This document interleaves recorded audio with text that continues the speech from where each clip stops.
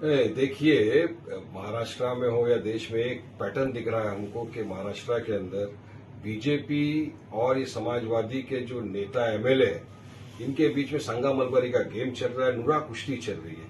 काफी वक्त से देखा जा रहा है। यही नहीं, विधानसभा का जब चुनाव आया था महाराष्ट्र में, उस वक्त यही समाजवादी महाविकास आघाड़ी का हिस्सा थे। महाविकास आघाड़ी के ही आदित्य ठाकरे ने पूरे मीडिया को कहा है कि महाराष्ट्र विधानसभा के चुनाव के वक्त भी इन्होंने पूरी तरह से बीजेपी का समर्थन किया था। बीजेपी की बी टीम थी ये एसपी वाले। तब से अभी भी यही है। आपको पता होना चाहिए कि महाराष्ट्र के अंदर फिलहाल इतने सीरियस मुद्दे, बजट सेशन इतना इंपॉर्टेंट था। यहां पर पुणे का जो स्वारगेट रेप केस हुआ था उस पर चर्चा होनी थी। जो आर्थिक बहिष्कार करने की अब काशिफनाथ मेला के अंदर करे तो उस पर चर्चा होनी थी। जो दिन दहाड़े घर में घुस के चाकू से हथियार से यूज किया जा रहा है, चर्चाएं काफी होने वाली थी। बीजेपी सरकार को पूरी तरह घेरा जा सकता था इस सदन में, मगर क्या होता है कि बजट के पहले ही दिन सुबह में ये आते हैं 500 साल पुरानी बात, इररिलेवेंट टॉपिक के ऊपर एक ऐसा बयान देते हैं। सब स्क्रिप्टेड होता है ये। आप ऐसा बोलना जिससे महाराष्ट्र के अंदर भी हलचल मच जाएगी, भारत में देश में भी हलचल मच जाएगी, आप बोल दो। क्योंकि मैं तो आपके माध्यम से सुनता हूं सबके भाई, आप कुछ वो ईडी के भी मसले हैं इनके, तो वो सब भी बचाने के लिए अपने आप को, पूरी कौम को कटघरे में खड़ा कर दिया। अरे चला गया 500 साल पुरानी बात आप लेकर पूरा इस तरह के अल्फाज आप इस्तेमाल करते हो। देखिए, छत्रपति शिवाजी महाराज, छत्रपति संभाजी महाराज की हम सब इज्जत करते हैं। महाराष्ट्र का क्या, पूरा देश विदेश हर इंसान उनकी इज्जत करता है। आपको जो भी है, हिस्टोरियन है जो भी, तो आपको अगर बोलना नहीं आता तो किसने कहा आपको इस तरह की फालतू बकवास करो। आज रमजान का महीना चल रहा है, अगर कहीं पर भी कुछ होता है एंटरवर्ड इंसिडेंट कुछ, तो पूरी जवाबदारी ये महाराष्ट्र के समाजवादी पार्टी के एमएलए और बीजेपी सरकार की होगी। अब देखिए, दोनों का काम हो गया ना। बीजेपी का काम हो गया, 3 दिन सदन आगे चला गया, ये इनका भी काम हो गया, बच गए, मगर पूरी कौम को कटघरे में डाल दिए। एक नफरत का वातावरण पूरा फैला के बैठ गई है। तो ऐसे ही भारत के अंदर आप देख रहे 2014 जब से बीजेपी सत्ता में है, किस तरह मुसलमानों के खिलाफ एक षड्यंत्र रचा जा रहा है, एक वॉर जैसी कर दी गई है मुसलमानों के खिलाफ, हर चीज से नफरत। अजान का हमारा लाउड स्पीकर आप बंद कर दी। अरे आपको उसके ऊपर बोलना चाहिए था कि सुप्रीम कोर्ट डेसिमल जो रखा है उस पर दी जा सकती है। आपने सारे मुद्दों से पूरा फायदा बीजेपी को आपने पहुंचा दिया। आप पूरे के पूरे बीजेपी की बी टीम हो, ये पूरा सिद्ध हो गया, 200% कंफर्म हो गया। हम तो पहले भी बोलते थे, और आज मैं समझता हूं कि भारतीय मुसलमान कोई भी इनके बयान का जरा भी समर्थन नहीं करता, बल्कि सब मुझे तो फोन करके बोल रहे हैं, वारिस भाई क्यों इस तरह की बकवास करने की क्या जरूरत। विकास का मुद्दा उठाना था, डेवलपमेंट की बात करना था, लॉ एंड ऑर्डर सिचुएशन जो महाराष्ट्र में बिगड़ता जा रहा है उस पर सरकार को घेरना था, आपको सवाल करना था।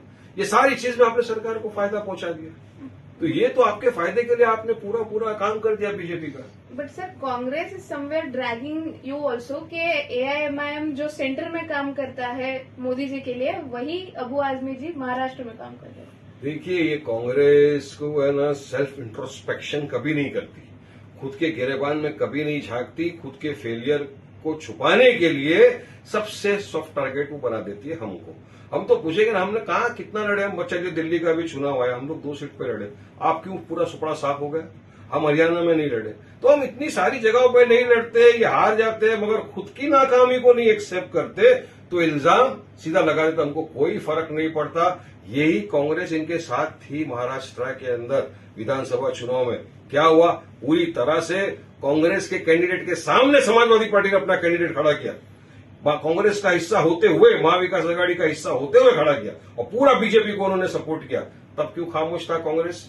नहीं बोलते। इसीलिए ये जो तथाकथित सेक्युलर पार्टियां अपने आप को बोलते हैं ना, ये खुद को बचाने के लिए, खुद की नाकामी भी छुपाने के लिए पूरा टोकरा हमारे सर पे डालते हैं। डालो, कोई फर्क नहीं पड़ता, देश जनता सब जानती है हकीकत क्या है। सर, कल रेजिग्नेशन हुआ है धनंजय मुंडे जी का, एंड समवेयर आफ्टर दैट ये स्टेटमेंट का ही हाईलाइट हो रहा है Abu Azmi, so something is connected with each other. दाल में काला नहीं है, पूरी दाल काली है। मैं सबको बता रहा हूं ना कि ये संगा मलबारी, नूरा कुश्ती का एक गेम चल रहा है यहाँ पे, और उनके अंदर उनको मिल गया उनका मेन साथी बीजेपी को, समाजवादी पार्टी का ये नेता, ये एमएलए, ये मिल गया है इनको। उनको पता है कुछ भी बोल देगा इसको बराबर स्क्रिप्ट करके, तो उसने कर दिया उनका काम। आपका अपना काम बनता, भाड़ में जाए जनता वाला हिसाब हो गया। आज ये दोनों की इस तरह की हरकतों का खामियाजा भुगत रही है महाराष्ट्र की जनता। भुगत रहा है वो वोटर जिनने विश्वास के साथ भरोसे के साथ इनको वोट दिया था। आज वोटर सवाल करेगा मैंने आपको वोट दिया था कि आप असेंबली में जाओ हमारे मुद्दों का हल निकालो। आप तो असेंबली के अंदर भी नहीं गए, आप तो सस्पेंड हो गए, इस तरह की बकवास करने लग गए आप तो जाकर।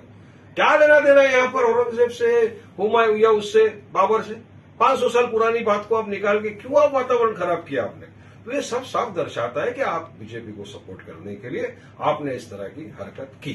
सर एक आखिरी सवाल, जब सीएम की प्रेस कॉन्फ्रेंस हुई थी सेशन से एक पहले दिन, उन्होंने कहा था कि हम इसलिए 21 दिन का सेशन रख रहे हैं क्योंकि उनको अच्छे डिस्कशंस चाहिए, हमें कोई भी टॉपिक पर डाइवर्ट नहीं करना है। ये तो पूरा डाइवर्ट कर दिया ना।